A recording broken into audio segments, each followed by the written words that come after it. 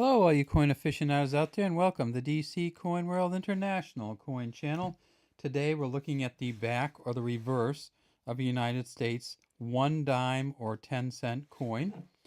And if we look at the back, just a standard back, United States of America. Over here we have an olive branch, and you can see some little olives on it. Here we have a torch, and over here we have an oak branch with some little acorns on it. Across the middle, it says E pluribus unum, the motto of the United States of America. And down here it says 1 dime. Now, what some of you may have noticed is it looks like there's a little tiny bit of a die break down here by the 1 on the dime.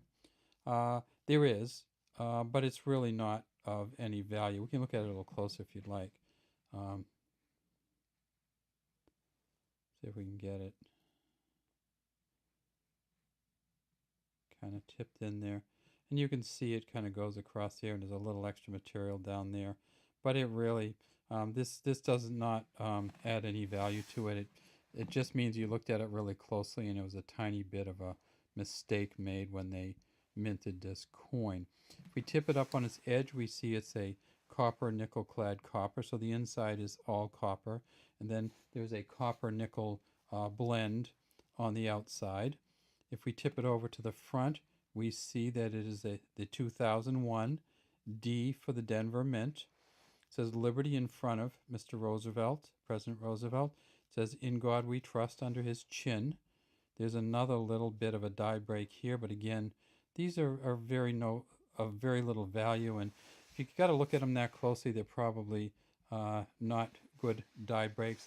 And you see there's a little something up here, but the difference between these and somewhat of a scratch, often hard to tell.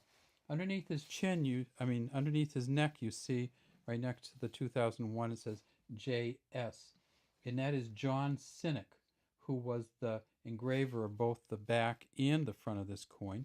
It says 2001 over here, and you can see the 1 comes really dangerously close to the touching the edge if it doesn't.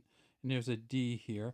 Now, on some of these coins, this is a tiny bit offset, but some of these coins are way, way, way offset. And so the 2001 D is known for its many offset varieties. And by offset, what they mean is that the whole coin gets moved a little bit to the right or to the left or up or down. In most cases that I've seen on the 2001 D, it's get moved a little this way. So the part of the 1 gets taken up, and the D almost touches. And so these coins, if you do have an offset variety, essentially they're going to be measured, they're going to be priced based on how far offset it is. And you can look at some on eBay, and there's one you might see on eBay where they have about 10 of them, and they're all different levels of offset. And so it's very kind of interesting to kind of look at and see what an offset coin looks like and how far offset it needs to be to make a certain value. So in 2001, they made, at the Philadelphia Mint, they made 1.37 billion of these. At the Denver Mint, where this one is from, so the D's for Denver, they made 1.41 billion. So between the Philadelphia and the Denver Mint, we're talking about 2.8 billion, and then in addition they made essentially 2.3 million proof coins. So this coin is never going to be rare, probably.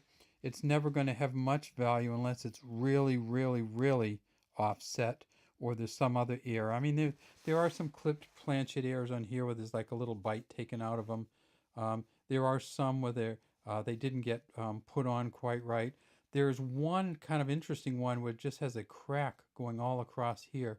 So that's the kind of the cracked coin, and that has a very interesting value. It's probably not worth much more than $5 or $6, but it's just interesting to see what happens when a coin gets kind of mixed up or messed up at the mint and it still gets put out. So if you're looking for these coins, you may want to choose a different year. But if you want to find one from 2001 that many people can find, it's going to be that offset variety where the whole image and the words and the numbers all moved to one side or to the other, or sometimes I've only seen one that got moved up and none that got moved down. So take a look for them. They may have some value if they're really offset. Otherwise, it's just kind of a fun coin to have. And we say good luck in your coin hunting from DC Coin World International Coin Channel. And if you have any comments, please leave them for us in the comments section at the bottom of this video.